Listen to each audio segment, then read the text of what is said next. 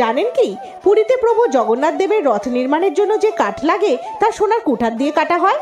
প্রতি বছর রথে চড়ে মাসি গুন্ডিচার বাড়ি যান প্রভু জগন্নাথ, বলরাম ও সুভদ্রা। প্রতি বছর রথযাত্রা উপলক্ষে পুরীতে এই তিনজনের জন্য তিনটি পৃথক রথ প্রস্তুত করা হয়। অক্ষয় তৃতীয়া থেকে এর নির্মাণ কার্য শুরু হয়। কোনো সাধারণ কুঠার দিয়ে এই কাঠ কাটা হয় না। প্রথা মেনে এই কাঠ কাটা হয়ে থাকে সোনার কুঠার দিয়ে। প্রাচীন কাল থেকেই একই বিধি ও প্রথা চলে আসছে, যা আজও বর্তমান রয়েছে। প্রচলিত বিশ্বাস অনুসারে জগন্নাথ দেব হলেন পুরীর রাজা, আর রাজার জন্য রথ নির্মাণের কাঠ তাই সোনার কুঠার দিয়েই কাটা হয়ে থাকে। যে গাছের কাঠ দিয়ে রথ তৈরি করা হবে সেই গাছটিকে আগে থাকতেই চিহ্নিত করা হয়ে থাকে। মন্দির কমিটিকে বন বিভাগের কাছে অনুমতি নিতে হয়। এরপর মন্দিরের প্রধান পুরোহিত জঙ্গলে গিয়ে সেই গাছের পুজো করেন।